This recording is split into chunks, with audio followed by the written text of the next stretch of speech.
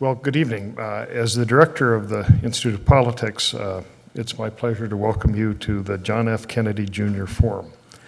Our topic tonight is global climate disruption, and as part of the Harvard Environmental Action Committee's Climate Change Colloquium, a semester-long series of events focusing on climate change and its solutions.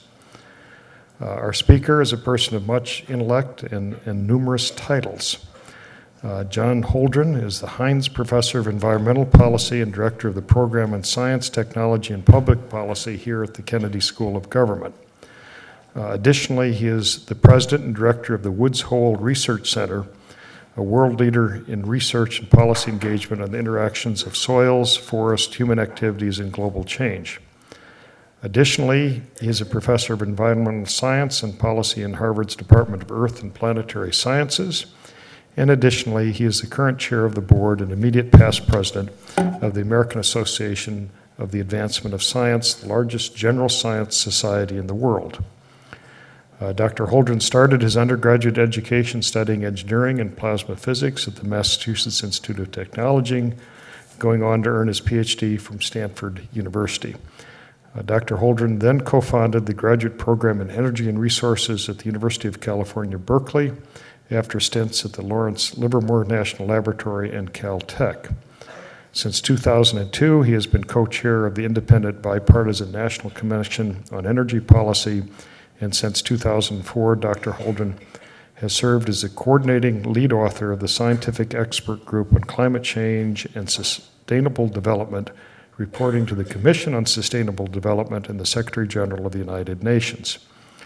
Labeled one of America's top scientists by the BBC, Dr. Holdren has authored over 300 articles and reports and co-authored or co-edited 14 books, focusing, among other things, on causes and consequences of global environmental change, sustainable development, energy technology and policy, nuclear arms control and non-proliferation, and science and technology policy.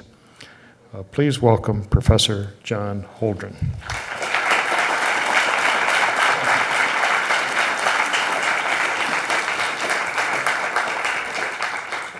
Thank you very much, Congressman Leach, and thank all of you for coming tonight. I want to start out by summarizing the 6 main messages in this talk, in case you fall asleep further into it. The first message is that global warming is a misnomer. It implies something gradual, something uniform, something quite possibly benign, and what we are experiencing is none of those. It is rapid in relation to the capacity of societies and ecosystems to respond. It is highly non-uniform, and it is certainly not benign, and that's why I prefer the term global climate disruption to global warming.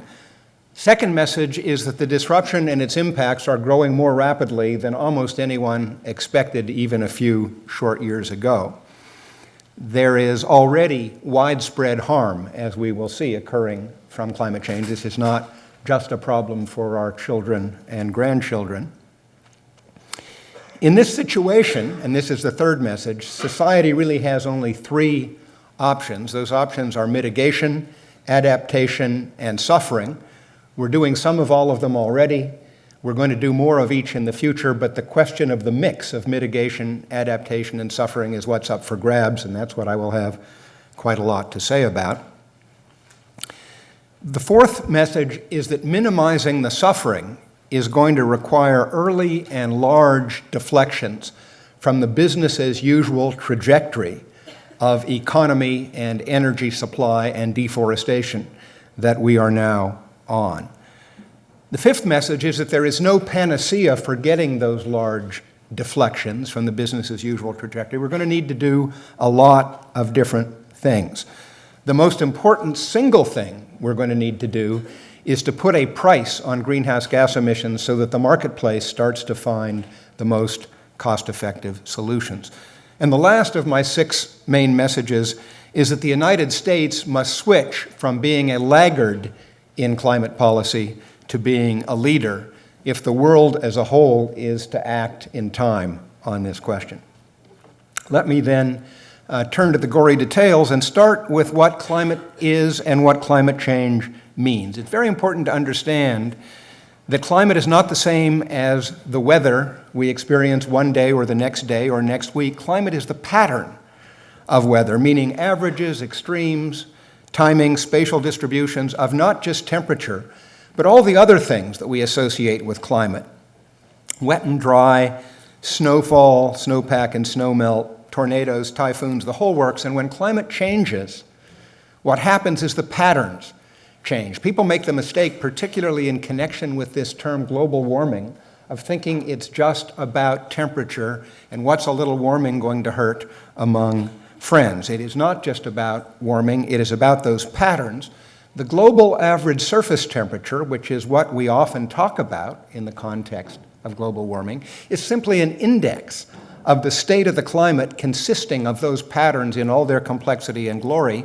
And when that index changes a little bit, it turns out that the patterns of climate change a lot. The difference in global average surface temperature between an ice age and a warm interglacial is only 5 degrees Celsius. And the difference in the patterns of climate in those two situations is immense.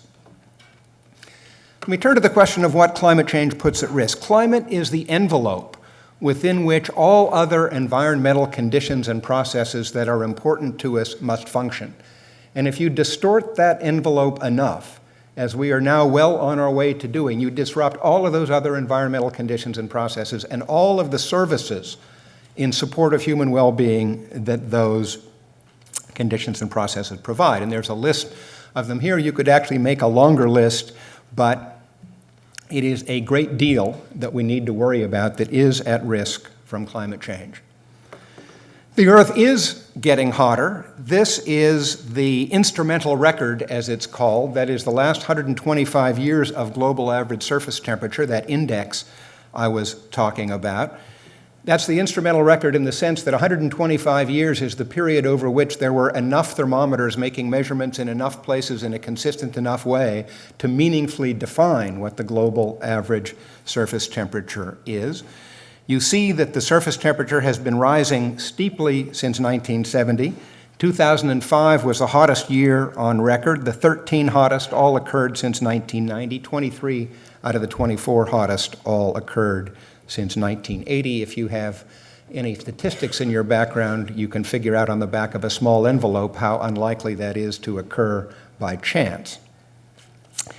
We know why the temperature of the Earth has been rising steeply. What is portrayed in this table are the best estimates of human versus natural influences on the climate for the last 250 years. They are measured in terms of what climatologists call forcing, which literally means how hard you're pushing on the climate by changing the radiation balance of the atmosphere. The units of forcing are watts per square meter averaged over the surface of the Earth, but you don't really have to care about that. What is important here is the relative size of these numbers. And what you see is that the largest forcing is the buildup of atmospheric carbon dioxide that has resulted from human emissions of that gas from, as we shall see, both energy supply and deforestation. There are a number of other greenhouse gases that humans have contributed to building up, including methane, nitrous oxide, chlorofluorocarbons. They're also important, but not as important as the carbon dioxide. There are absorptive particles, black soot, that warm the atmosphere and warm the surface of the Earth because they absorb some of the sunlight that hits them. They're another warming influence. There are some cooling influences in the effects of reflective particles that bounce some of the incident sunlight back to space, and particles that form clouds that are also reflective. And those cooling influences have partly offset the warming influence of the greenhouse gases, not entirely, but partly. And one of the problems is, as we come to control the emissions of those particles, for reasons of public health and acid rain abatement, we will be unmasking more of the warming of the greenhouse gases that those particles have partly offset. The other key point in this table is that the Intergovernmental Panel on Climate Change best current estimate of the influence of changes in the amount of solar energy reaching the Earth over this period is 30 times smaller than the warming influences of the greenhouse gases and the black soot that humans have added over the same period. The sun is not doing this. This is what I call the smoking gun of human influence on the climate. What you have in the top panel, and I hope this is big enough to read, what you have in the top panel is a set of trajectories of our best estimates of the forcings over time in the last 125 years, both human and natural, including, therefore, the effects of volcanic eruptions, which inject cooling particles that stay in the atmosphere for 2 or 3 years, stay in the stratosphere for 2 or 3 years, and cool the Earth during that period, including the effects of the buildup of greenhouse gases, including the black soot, the whole works. And the bottom panel shows what you get if you feed those best estimates of the forcings into a current climate model.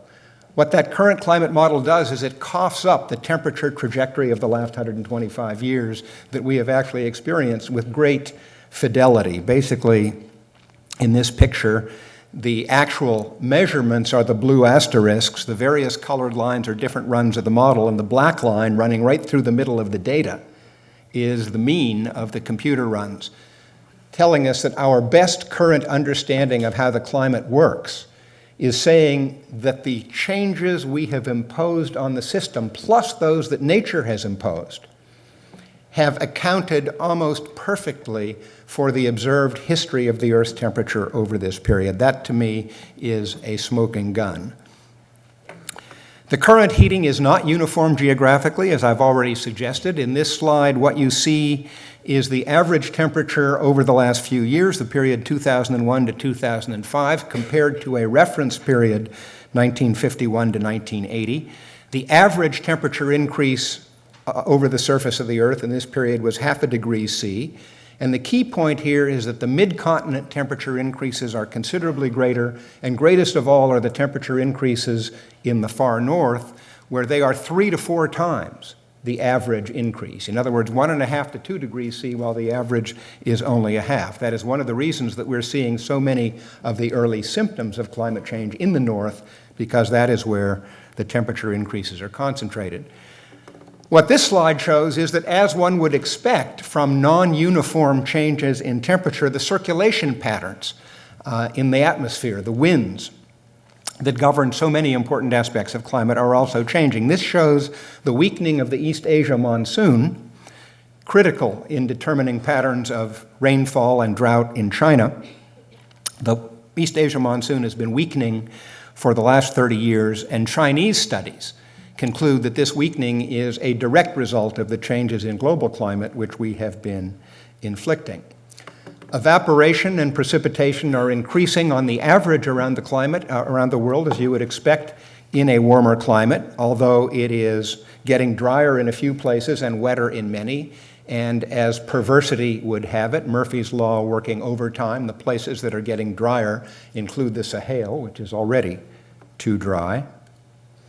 Permafrost is thawing in the far north, as you would expect from those high temperature increases.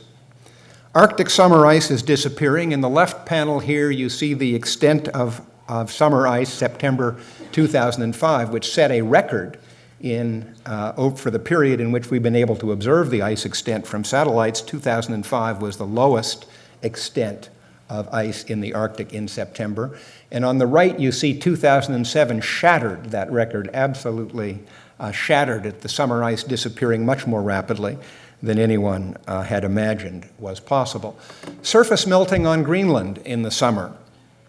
In the leftmost panel here, you see 1992. The extent of surface melting in Greenland in July is indicated by the orange. The next panel is 2002, a decade later. That set a record for the extent of surface melting on Greenland. And in 2005, the panel on the far right, that record too was shattered with much more extensive melting. Not surprisingly, given the fact that land ice is melting, sea level is rising.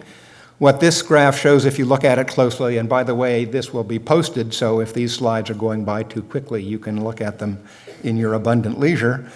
What this slide shows is that the sea level rise over the last decade has been at about twice the rate that the world averaged during the 20th century.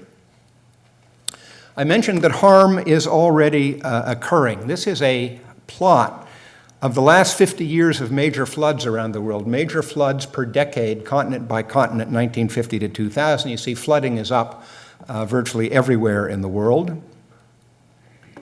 Wildfires are also increasing, as one would expect from a study of the conditions that affect wildfires. This shows that wildfires in the western United States have increased fourfold in the last 30 years, and this too is correlated in detail with the changes in climatic patterns that have resulted from our influence on global climate. These are the best data that I have seen on the correlation between warming sea surface temperatures and increased power in tropical cyclones. That means hurricanes and typhoons. What you see here in the, got to get this right, what you see in the green is what Kerry Emanuel at MIT, who did this work, calls the power dissipation index. It doesn't just measure the intensity of a particular storm, but combines the intensity and the duration, so you really get how much damage potential that storm possesses.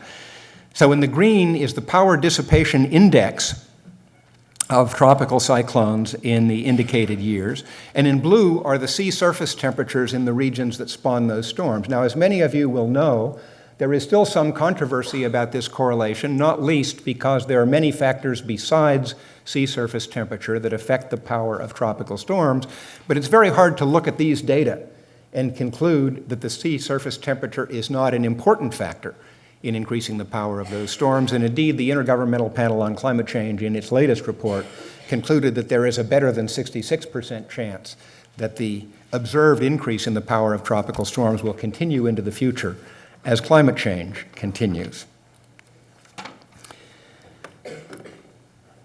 This is a picture of what has happened to rainfall and drought in China as a result of the change in monsoon that I showed earlier. Basically, that weakening East Asia monsoon has meant less moisture flow from south to north in China, and that has produced increased flooding in the south and increased drought in the north. The Amazon is drying and starting to burn. In fact, many parts of the formerly moist tropics that previously were too wet to burn are now burning periodically, and those fires in tropical forests are adding to the carbon dioxide being launched into the atmosphere in a vicious circle, because the global warming itself is contributing to the drying contributes to the burning, which contributes more greenhouse gases, which contribute to further warming. The World Health Organization estimated that already in the year 2000, climate change was responsible for something in excess of 150,000 premature deaths. Those are deaths from heat waves, from droughts, from floods, and from expanded ranges of tropical diseases. Bigger disruptions are coming under the future climate change that is in store. This shows the latest set of IPCC scenarios, the 2007 report of the Intergovernmental Panel on Climate Change, a variety of scenarios in the colored lines. The yellow, by the way, at the bottom, going to the right of the year 2000, is what the temperature would do if you could freeze the atmospheric concentrations where they are today. We can't do that. There's no way we can stop those concentration increases in their tracks. But if we did, the temperature would still inch up, ultimately warming the Earth by something like another 0.5 degrees Celsius, because basically of the thermal lag of the ocean. It takes the ocean a long time to catch up with changes you impose on the atmosphere because it has so much heat capacity.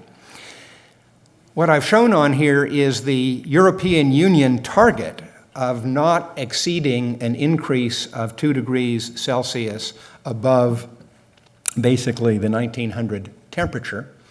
And what you see is that on business as usual, which is essentially the middle of that envelope of scenarios developed by the IPCC, under business as usual, we would careen through the European Union target agreed in the EU in 2002. We would careen through that target in about 2050. Under continuation of business as usual, we would be at about 3 degrees Celsius above the 1900 value by 2100. And it's interesting to note that the last time the world's temperature, the Earth's average surface temperature, was 2 degrees C above the 1900 value was 130,000 years ago. And at that time, sea level was 4 to 6 meters higher than it is today. The last time it was 3 degrees C above the 1900 value was about 25 million years ago, 25 million years ago. And at that time, sea level was 20 to 30 meters higher than it is today. Where that's taking us, where that business as usual trajectory is taking us, has many different dimensions. One of those dimensions is heat waves. This diagram shows both the history and the projected future of heat waves in the central part of Western Europe, France and Spain, where the heat wave of the summer of 2003 killed in excess of 35,000 people, more than 35,000 people in Western Europe. And what you see here in roughly the middle of this trace, there's a little spike sticking up with an asterisk on it. That is the 2003 heat wave. What you see to the left of that is the observed and computer model simulated history of summer temperatures in that part of Europe. And what you see to the right of it is the computer model simulated future of temperature in the summer in that part of Europe under continuing business as usual climate change. What you find out looking at these data and reading the article in Nature from which it came is that the best estimate is that before humans started to fiddle with the climate, that 2003 heat wave was a 1 in 250 year event, expected to occur on the average once every 250 years. By the time it occurred, it was a 1 in 100 year event as a result of changes we had imposed on the global climate up until that point. In 2050, under business as usual, it will be a 1 in 2 year event. And by 2070, it will be an unusually cool summer in France and Spain. This shows some of the recent work on the effect of rising temperatures on crop yields. These are yields of rice and corn in the tropics. They assume the fertilization effect of increased carbon dioxide. They assume increased precipitation, which, as we will see in a moment, is not necessarily a good assumption for all regions. But the point is, even with CO2 fertilization and even with increased fertilization, above temperature increases of 1.5 degrees or so, the heat stress overcomes the benefits of increased CO2 and moisture, and yields go down. Same thing is true in the tropics, in the temperate zone, although the yield decreases are not quite as steep. These curves, too, which are for corn and wheat in this case, show that at temperature increases above in the range of 1.5 to 2 degrees C, the yields start to fall in spite of CO2 fertilization and extra water. And again, this is without drought. And then you look at where we're headed in respect to droughts. This again is a middle-of-the-road projection, this by the UK Meteorological Office, showing the expected increase in drought intensity late in this century versus a reference period in the late 20th century. And all you really need to know about this diagram is that the more it goes to yellow and orange and red and brown, the more severe the increase in drought that's expected. And you look at this picture superimposing these drought stresses on what you've already seen about the temperature effects on crop yields. It's not a pretty picture. Another aspect of where we're heading is that the ocean is acidifying at the same time as it's warming. It's acidifying because some of the carbon dioxide which we add to the atmosphere is absorbed in the surface layer of the ocean and becomes carbonic acid. The pH of the ocean has dropped by 1/10 of a point in the last century. It's expected to drop another 0.15 of a point over the next several decades. And this is expected to pose, together with the increase in surface temperature, a severe problem for coral reefs, indeed a severe problem for all the organisms that make their shells out of calcium carbonate. We come again to sea level rise. If the Greenland and Antarctic, I meant to come again to sea level rise. Let's have to get back to it here. How did I do this? I jumped way ahead by serious mistake here. Okay, there we are. If all the ice in the Greenland ice sheet were to melt, that would raise global sea level by about 7 meters, call it 23 feet. If all the ice in the West Antarctic ice sheet melted, which is the most vulnerable part of the Antarctic, that would raise sea level another 5 meters. If all of the ice in the Antarctic, as well as all of the ice in Greenland melted, that would raise sea level about 70 meters. The conventional wisdom has been that even in a drastically warming world, that extent of melting would take thousands of years to occur, and therefore the sea level rise would not in the end be all that rapid, although ultimately very disruptive, obviously, of current patterns of habitation and agriculture. But we now know that twice in the last 19,000 years, under natural forcings, less drastic than the forcings that we are imposing through human activities today, there were periods in which sea level rose 5 meters per century. Nobody can tell you with both hands above the table whether that is likely or unlikely to occur as a result of the continuation of current trends in climate change. The models that the Intergovernmental Panel on Climate Change uses to study the disintegration and melting of Greenland and Antarctic ice are not capable at this stage of the science of representing the sorts of processes that were responsible for those very rapid rises at least a couple of times in the last 20,000 years. And so we don't really know. We don't understand those processes well enough to know what the probability of those kinds of increases might be. But we certainly cannot rule out with any confidence sea level rises of 2, 3, even 5 meters per century. This is due to my doctoral student, Jeff Balicki's work, in which he has shown us what happens to the area in which we are living here under various degrees of sea level rise, 1 meter, 3 meters, 7 meters, 12 meters, 30 meters, 70 meters. What happens to Cape Cod, what happens to Boston. A rather sobering prospect. Again, nobody knows whether this is a process that would take many thousands of years or whether it's a process that might be completed in hundreds of years. So I mentioned before that we have only these three options: mitigation, meaning measures to reduce the pace and the magnitude of the changes in global climate that are being caused by human activities. Oops, go back one. Adaptation, which means measures that we take to reduce the adverse impacts on human well-being of the changes in climate that we do not manage to avoid. And the third option, of course, suffering the adverse impacts that are not avoided by either mitigation or adaptation. Again, we're already doing some of each. We're already doing some mitigating. We're already doing some adapting. We must. The climate is changing. We are adapting in a variety of ways. We're already doing some suffering, as we have seen. What's up for grabs is that future mix. Minimizing the amount of suffering in that mix can only be achieved by doing a lot of mitigation and a lot of adaptation. A mitigation-only strategy is not going to work because we cannot, no matter what we do, stop climate change in its tracks. There's going to be more. We can slow it down, but there is going to be more. We're going to need to take measures to adapt to that. An adaptation-only strategy won't work because adaptation gets more difficult, more costly, and less effective the larger are the climatic changes to which we're trying to adapt. Quite clearly, a sensible strategy, therefore, will include a substantial mixture of both mitigation and adaptation. And what we really need to do, in the words of the UN Scientific Expert Group on Climate Change and Sustainable Development, we need enough mitigation to avoid the unmanageable and enough adaptation to manage the unavoidable.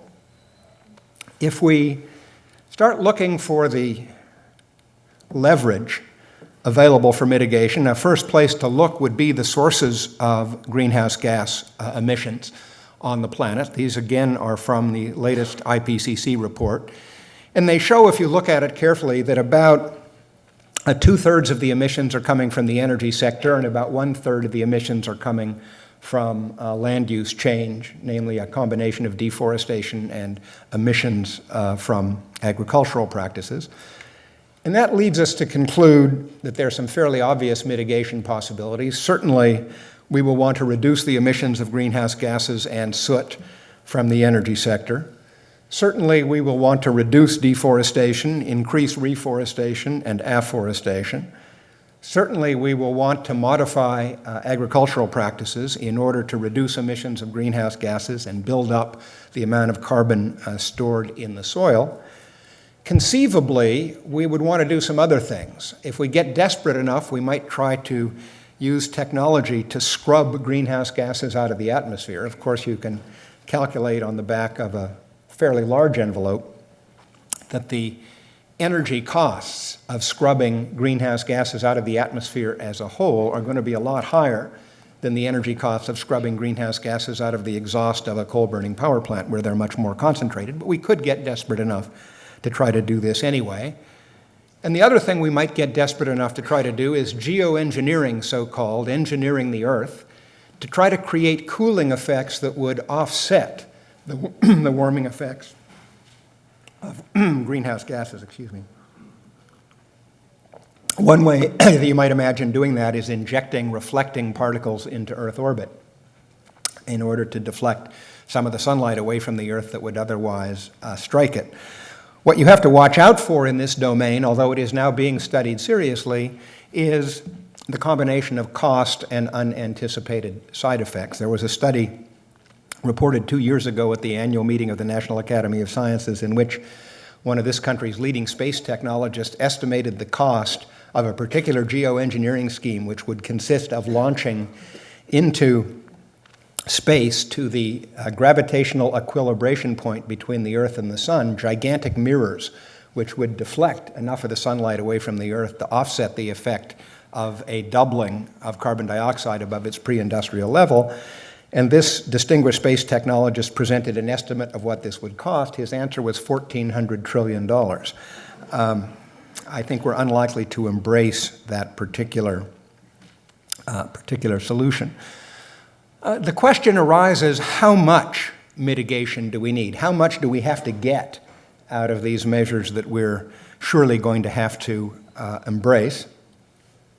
The UN Framework Convention on Climate Change, which was signed at Rio in 1992, was ratified by the US Senate and has been ratified by 191 other countries. I should say that some people in the United States Senate appear to have forgotten that we ratified the Framework Convention on Climate Change, but we did. It calls for stabilization of greenhouse gas concentrations in the atmosphere, as it says here, at a level that would prevent dangerous anthropogenic interference in the climate system. Problem is there was no formal agreement in 1992, and indeed there is no formal agreement now as to what would constitute dangerous anthropogenic interference or what level of greenhouse gas concentrations would cause it. There's, as I say, still no official consensus on this rather important point, but I believe that by any reasonable definition of the word dangerous, we are already experiencing dangerous anthropogenic interference in climate. We are already suffering harm. All around the world, various forms of harm, increased flooding, droughts, wildfires, and so on, are already being experienced. I think the question now is whether we can avoid catastrophic human interference in the climate system. We have to remember that the temperature would increase another 0.5 degrees C, roughly, even if we could stabilize the atmosphere at its current concentrations, which we cannot. It is increasingly clear that the chance of a tipping point into catastrophic, completely unmanageable climate change grow rapidly for increases in the global average surface temperature that go beyond about 2 degrees C above the 1900 level. In fact, more and more people are concluding, as the European Union did in 2002, that limiting the temperature increase to 2 degrees C above that level is the most prudent target that might still be attainable. As a fallback, 2.5 degrees C would at least give better odds of avoiding catastrophe than 3 degrees would give. And it's going to be an immense challenge to achieve either one of those numbers. Let us look a little more closely at the carbon dioxide part of this problem, the biggest part of the problem. The carbon dioxide contribution is more than 50% of the warming influences, and it's growing in its share over time. 3/4 of that carbon dioxide being added to the atmosphere is coming from the combustion of fossil fuels. What you see here is the biggest driver over the last 150 years, a global energy system which increased by 20-fold in total magnitude, nearly all of the growth being driven by the expansion of coal, oil, and natural gas.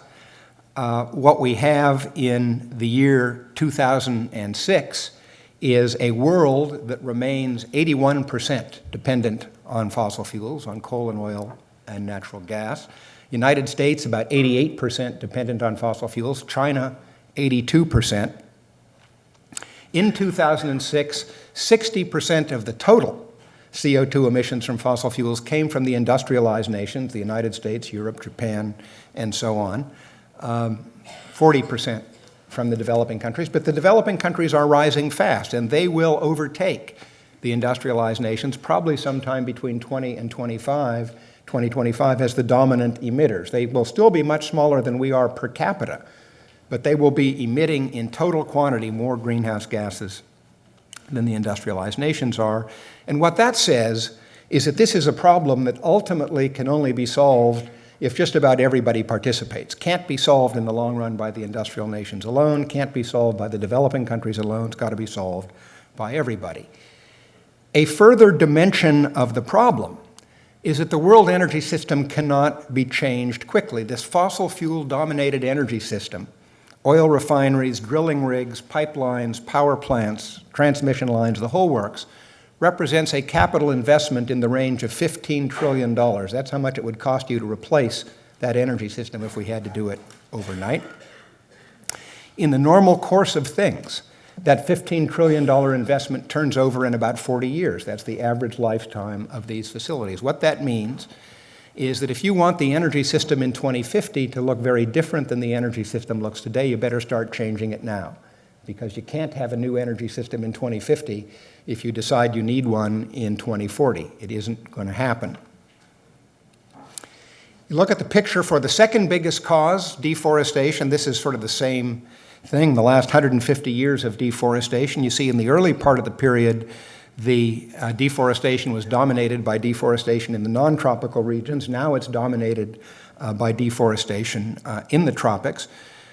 About a quarter of the world's CO2 emissions coming from this sector. Sometimes people say, why do you bother with deforestation? It's only a quarter of the emissions. Well, a quarter of the emissions is more than the emissions from all the automobiles on the planet. It's a big chunk of carbon dioxide. And it's also not easy to change the patterns of deforestation. The driving forces of deforestation are embedded in the economics of food, of fuel, of timber, of trade, and of development. And so, like the energy system itself, it's going to be a challenge to change it. If you look quantitatively at how much we need to do to stabilize the atmospheric concentration of carbon dioxide at a level we might be able to live with, you come out with curves that look like this. These are from the Global Energy Technology Strategy Project of the Battelle National Laboratory.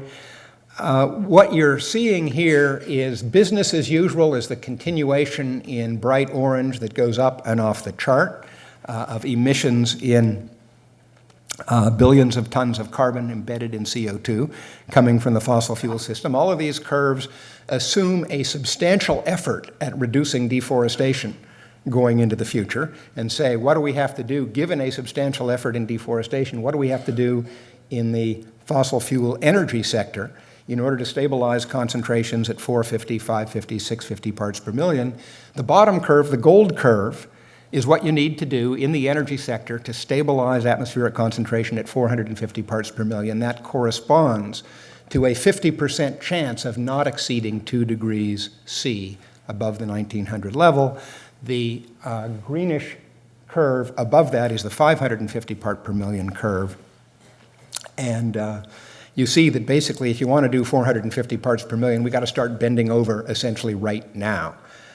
If you think you can live with 550 parts per million, you can wait a couple of decades. If you're going in between for the figure of 500 parts per million that corresponds to about 2.5 degrees C, we need to be bending over by about 2015 to 2020 and then be coming down. So you ask, where's the leverage to do this? And the leverage on fossil fuel carbon dioxide emissions is in 4 factors. The emissions are equal to the number of people, the population, times the GDP per person, times the energy intensity of GDP, how much energy does it take to make a real dollar of economic product, times the carbon intensity of the energy system, how much carbon in carbon dioxide are you releasing to the atmosphere for every unit of energy that you supply to the economy. And that's it. Those are the 4 factors. So what can we do? We could reduce the growth of energy use by reducing population growth, reducing the growth of GDP per person, reducing the ratio of energy to GDP by increasing the efficiency of conversion, by increasing the technical efficiency of energy end use in buildings, in vehicles, and manufacturing processes, or by changing the mix of economic activities to a less energy-intensive mix. We could change the ratio of carbon dioxide to energy in a number of ways. We could do it by substituting natural gas for oil and coal, because natural gas releases less carbon dioxide per unit of energy delivered. We could do it by replacing fossil fuels with renewables. We could do it by replacing fossil fuels with nuclear energy, and we could do it by capturing, oops, went away. We can do it by capturing and sequestering the carbon dioxide from fossil fuel use, not letting it into the atmosphere. The trouble is, as I have already suggested, there is no panacea. Each of these approaches has limitations and liabilities. Whoops, this thing is going wild. Yikes, stop.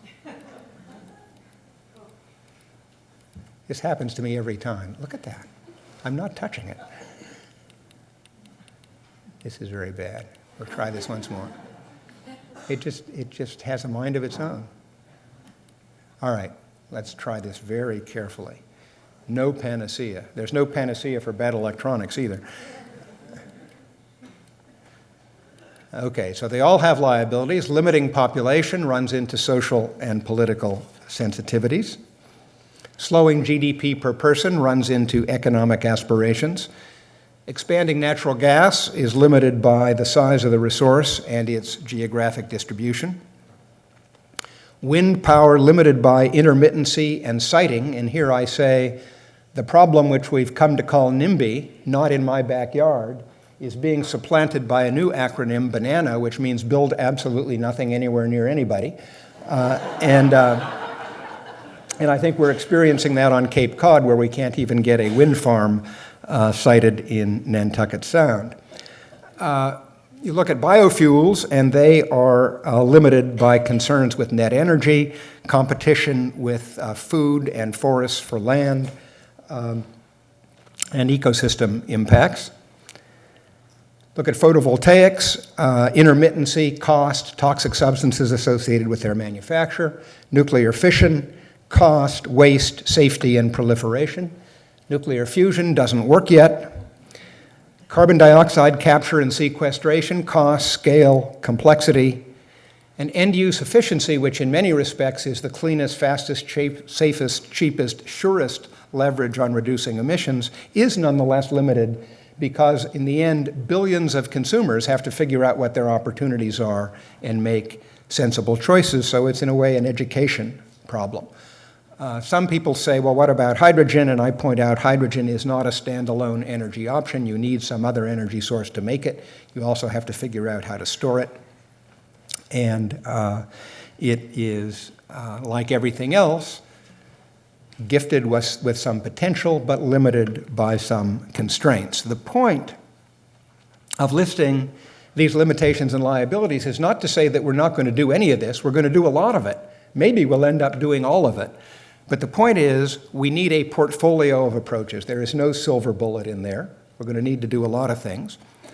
And the second thing is we're going to need a lot of increased research and development in order to try to reduce the limitations, lower the costs, reduce the adverse side effects, so that we have a better portfolio to choose from in the future for addressing this challenge than the portfolio we have today.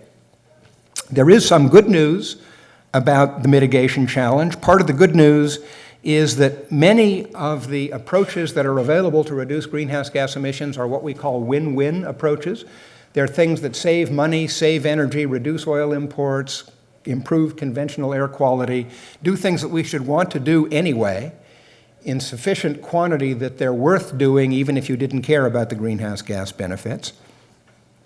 There are both demand-side and supply-side approaches that are win-win in this respect. The bad news is that the win-win options are not going to be enough, that we're going to have to do some things that actually cost real money, that don't just pay back in energy savings what we have to invest to do them. And you can, oops, and again, You can see this in this supply curve that was developed by McKinsey for greenhouse gas abatement out to 2030.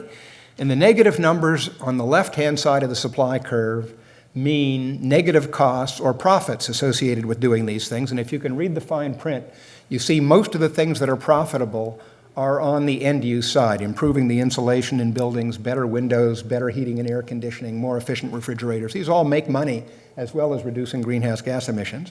But when you get to the point of needing enough supply to be on a trajectory that could get you to stabilization at 450 or 550 parts per million, you have to do some things that cost real money, such as capturing and sequestering the carbon dioxide from fossil fuel burning power plants, those things over on the right, which are mostly supply-side things that you've really got to pay for. And if you think about the challenge of scale that we're facing here, if you want to take that medium number of 500 parts per million, 2.5 degrees C, what you've got to do to get there is you've got to reduce global carbon dioxide emissions by about 7 billion tons a year in 2050 compared to business as usual. And you can ask yourself what is required to avoid 1 billion tons a year, 1/7 of that quantity. And what you find is you could save 1 billion tons a year of carbon in 2050 if you reduced energy use in buildings by 20 to 25% below business as usual forecasts for building energy use. That is relatively easy. That's attractive, low-hanging fruit. Doing it with cars is a little harder. To save 1 billion tons of carbon in 2050, you'd need to increase the fuel economy of 2 billion cars from 30 miles a gallon to 60 miles a gallon. Doing it with carbon capture and storage at coal-burning power plants is pretty hard, too. You would need to supply carbon capture and storage for 800 1-gigawatt electrical coal-burning power plants. The whole world has the equivalent of 1,100 such plants today, and we'd have to fit 800 plants with carbon capture and sequestration to save 1 gigaton. You'd need to build 700 1-gigawatt nuclear power plants and use them to replace ordinary coal-burning power plants to save 1 gigaton of carbon. And you'd need 1 million 2-megawatt peak windmills replacing coal power plants to save that much carbon. So we've got to do some hard things. And that leads to some fundamental realities, I think, about the challenge we face. First reality is that in applying the costlier solutions, the industrialized nations are going to have to lead. We're going to have to go first. We're going to have to pay more of the upfront costs. We're going to have to offer assistance to developing countries. That's a matter of historical responsibility. It's a matter of capacity. It's a matter of equity. And it's a matter of international law in the form of the ratified UN Framework Convention on Climate Change. Second reality is that the developing countries are going to have to be compensated for reducing their deforestation rates. That's the only way it's going to happen. Third reality is that we need a formal and binding global agreement on the allocation of emissions in the post-Kyoto period, that is after 2012, because without that agreement, we'll never get the degree of reductions worldwide that we need. And the fourth point is that the best basis for such an agreement in the short term is probably agreed reductions in greenhouse gas intensity, that is, how much do you emit per unit of GDP. In the long run, I believe that the only politically viable solution will be equal per capita emission rights. That's still anathema in the United States, but in the long run, I can't see any other basis for an agreement. A couple quick observations on economics of mitigation. To get a very rough calculation, if you simply say, current global emissions from fossil fuels and deforestation are about 10 billion tons of carbon a year. If you paid $100 per ton of carbon to avoid half of it, that would be basically 500 billion a year. $500 billion, that's about 1% of the global world product. And much of that is a transfer, not money disappearing down a black hole. If you do a comparison, you might discover that the world spends about 2.5% of gross world product on defense. The United States spends 5% on defense, 2% on environmental protection. More sophisticated analyses of what it might cost to solve this problem have been done by a variety of groups, the Stern Report, the Intergovernmental Panel on Climate Change.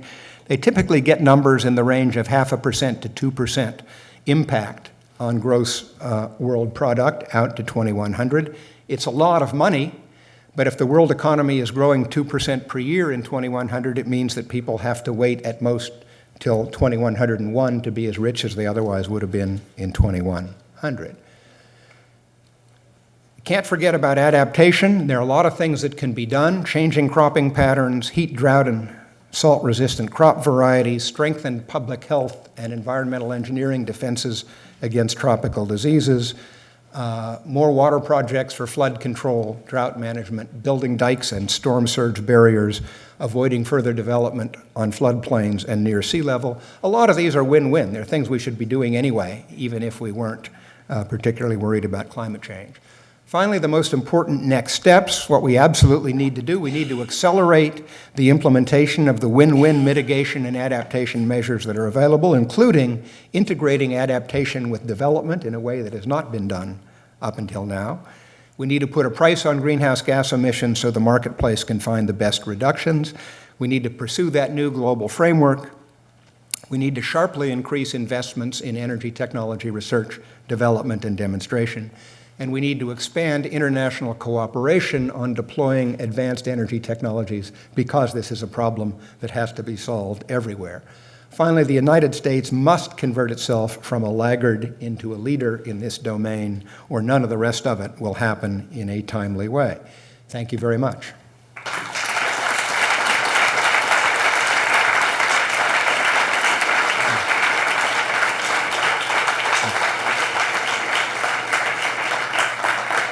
We're now going to take questions, and we have microphones on the floor and several in the loges, and we'll welcome anyone that wishes to ask a question. Thank you. Okay, we'll start over here. Hi, thank you for coming. I'm still compelled to ask the question, as I hear it on the news every day, that China, the economy of China, is taking off, and they're basically not concerned with pollution. And we are basically not in a position to influence them in becoming more sensitive to the issues of pollution. So perhaps you can share with us some of your ideas on how you might bring about a gradual enlightenment into the Chinese government on this topic. Well, as you can see from the slide I just put up here, I often get this question. And in fact, I think things are changing in China. It is true that China is the world's largest coal burner. It's now either the first or second biggest emitter, depending on whose data you believe, of greenhouse gases in total. And people have been worried that China would not sacrifice economic growth in order to reduce greenhouse gas emissions. Indeed, people thinking about a global framework have worried not just about China, but about India and Brazil and Mexico and the other big developing countries. Are all of them going to stay out and make a solution impossible? I think phooey. I'll just go on. I think the likelihood of China not joining has been diminishing rapidly. We have a project of cooperation with China on energy technology innovation in the context of the climate change challenge. That's directed by Kelly Gallagher, who's sitting down here in the front row, and it's described on our website. What we have been finding in interactions with the Chinese is that both the Chinese scientific community and the Chinese political community are very much aware that climate change is already causing harm to China.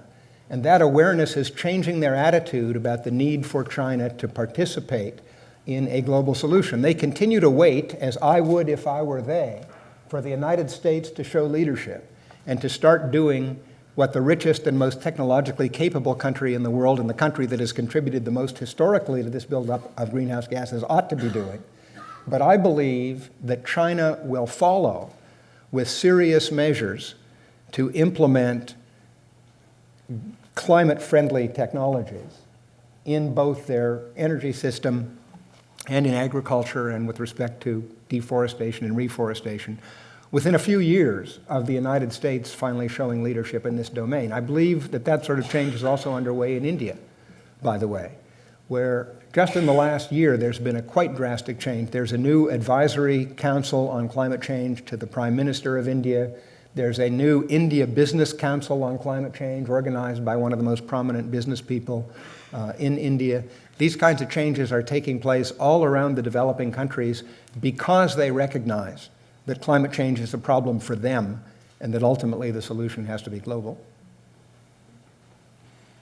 Yes? Hi. Lisa Renstrom, mid-career student. 3 questions.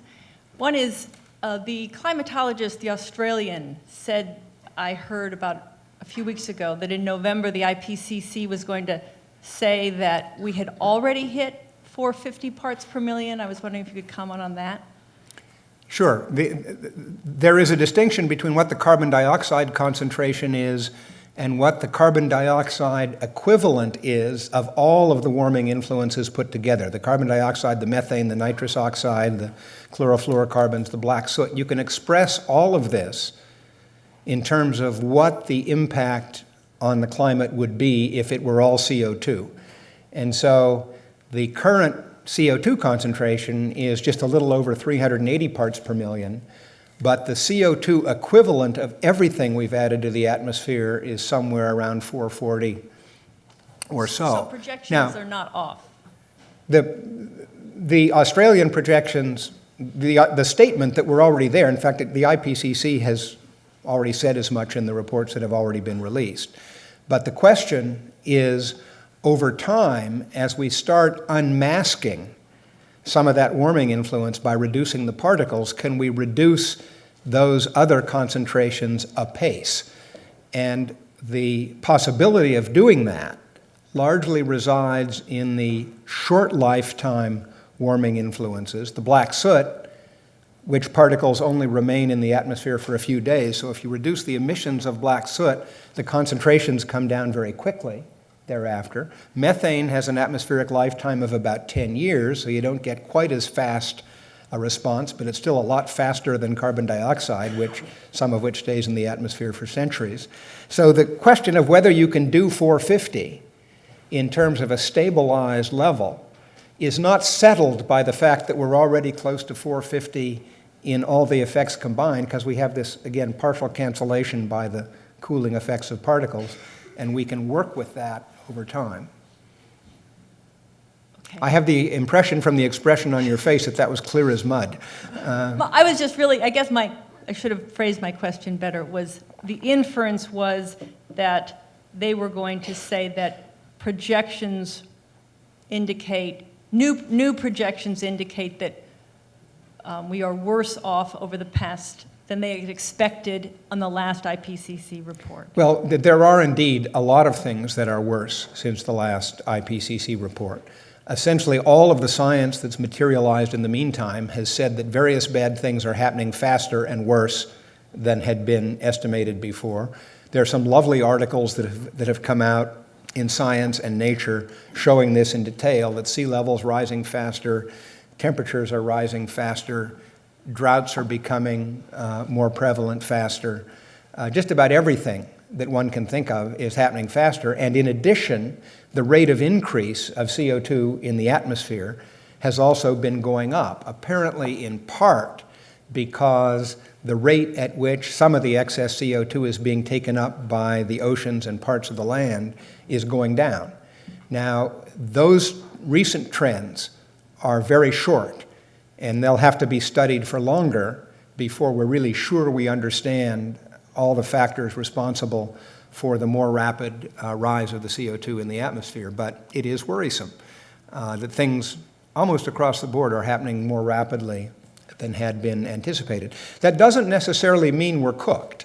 I mean, I want to emphasize that there is good reason to try to put on the brakes before we go over the cliff, is the metaphor that I like to use. We don't know exactly where the cliff is because of scientific uncertainties, but if you're in a car with bad brakes heading toward a cliff in the fog, You're not going to listen to folks who say, well, it's foggy, you don't know exactly where the cliff is, so let's not put on the brakes. Everybody in that car is going to vote for putting on the brakes, and we ought to be putting the brakes on greenhouse gas emissions in the world today. Speaking of brakes and voting, since we're being... I think you're getting more questions than you're entitled Okay, to in no, this. I can... I'm going to call on this guy up here, and you can get in line again. Yeah. My name is Thadun Singh. I'm a sophomore at the college. And I had a question that the New Scientist reported in July that driving to a grocery store is actually better than walking to the grocery store because of how energy-intensive food production is. And that just seemed crazy to me to think that that was the case. And they were citing because most of our diet is based on cattle, whether that be dairy or actually beef. So are we all going to have to become vegetarians, or is the New Scientist just crazy? I actually had heard about that article, but I haven't read it, and so I can't really comment on how they got that particular result. It seems highly suspect to me. I used to have my classes do calculations of that sort, including, how many extra candy bars do you have to eat to pedal your bicycle from here to Cape Cod? And it always came out pretty good fuel economy when I did those calculations. So I don't know how the New Scientist got that result. It is true that that producing beef or pork or chickens or most other forms of meat is more energy and resource intensive than growing rice, beans, corn, wheat, and so on. And we could reduce our footprint on the planet if everybody became a vegetarian. Whether the world society will embrace that, I don't know. Up here. Yes, thank you. Sierra Peterson, I'm an MPP. I have two questions. The first is, what form do you think an architecture for post-2012 emissions reduction will take? And two, do you think that a sectoral approach is more effective in reducing emissions than the current Kyoto architecture? Complicated question. What form do I think the post-2012 architecture will take? I think we are going to end up with an agreement to reduce emissions intensity, as I mentioned perhaps too quickly in passing. That is, we will use the ratio of greenhouse gas emissions to economic activity as the metric, which has the benefit of explicitly separating the aim of reducing greenhouse gas emissions from any notion that we're going to achieve that by clamping down on economic growth. The idea is by improving that ratio, you can have continuing economic growth while stabilizing or reducing emissions. And it's kind of interesting to think about how that would work out between developing and industrialized countries. I think it has real potential, although, again, as I said in passing, I think over the next couple of decades, we will end up with a transition from that sort of architecture into some form of per capita permit allocations in which countries that can't come down to the global average needed to meet a sensible target will have to buy permits from countries that don't get up to that global average. I think the Kyoto architecture, which I thought was a good try at a first step, nonetheless had a variety of shortcomings. I actually thought the biggest shortcoming in the Kyoto architecture, besides focusing on absolute reductions from 1990, which had a lot of problems, was that it focused altogether too much on targets and not enough on mechanisms. I mean, I think in a way, focusing on exactly where you need to be by exactly what time is not as important as figuring out what you're going to do to bend the curve away from this business as usual growth that we're now on. Thank you. Yes. Hi, I'm Mitch Hunter. I'm with the Environmental Action Committee at the college. The EAC this fall is doing putting on a lot of events, including we're co-sponsoring this one, but the larger campaign we're working on is putting pressure on the Faculty of Arts and Sciences and on President Faust to make commitments for Harvard's greenhouse gas emissions, specifically, reductions commitments. And so I'm wondering what you think the role of the university is in that vein, if it's appropriate for the university to use its resources to achieve emissions reductions, on site, or if that funding should be addressed more towards research and education, or if the two can be melded in some way. And secondly, if you think that those arguments should be made on a moral basis or on a practical basis when you're talking with administrators. Okay, I actually gave a talk for the Harvard University Center for Environment about a year ago, in which I talked very specifically about what I thought Harvard should do, and so I'll recapitulate a little bit of that. I do think that all institutions in society should be attentive to their own greenhouse gas emissions, and I think Harvard should make a substantial effort to improve the energy and resource efficiency of its operations, including the way it thinks about the Alston campus and what kinds of buildings we put up there and what's inside them. At the same time, I think the university has potentially even a larger role in helping to understand and communicate the character of this challenge to the rest of society. This climate change challenge is certainly one of the most interdisciplinary problems that society has ever faced in the way it links and requires understandings from science, from engineering, from economics, from policy analysis, from politics, in order to understand both what is needed and how to get there. And there are really no institutions in society that are as good as universities, at least in principle and sometimes even in practice, in pulling together the range of expertises needed to understand and chart a course through a problem that complicated. The other great asset that this university in particular has, along with our other greatest universities around the country and around the world, is extraordinary convening power. When Harvard has a workshop or a conference and invites the business community or the government community or the NGO community, they all come. And we have a marvelous opportunity to use that convening power to generate a more vigorous and forward-looking national debate on the climate change issue and what we as a society need to do about it. And I think Harvard ought to do that. I think Harvard should also bolster the faculty resources and the student scholarships and fellowships that are devoted to focusing on these intersections of the disciplines around large societal problems like the climate change and energy challenge. Yes? Thank you, sir. Raymond Fan from the SEF program.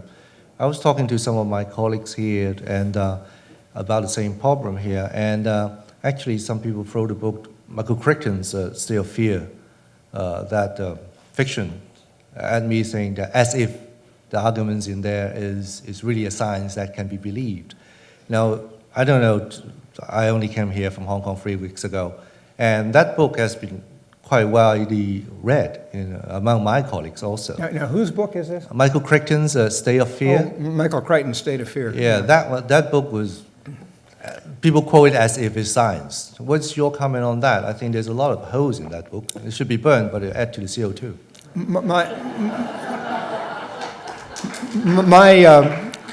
My first comment on Michael Crichton's book, State of Fear, is that I will become interested in Michael Crichton's views on climate science the day he lets me operate on his heart.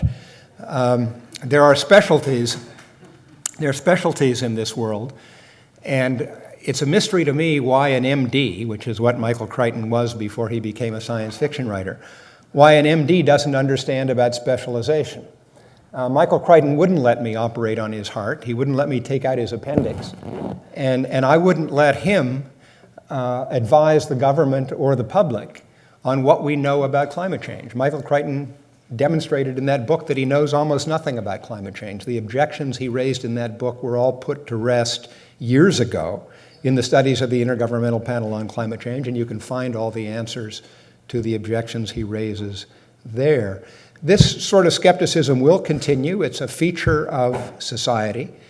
But another way to look at it is if you have a panel consisting of hundreds of the world's leading analysts of the relevant scientific disciplines, economics, technology, politics, and so on, saying we have a big problem and we have these ways to solve it, but we have to get going, and you find a few people who say, don't worry, be happy, what are you going to do?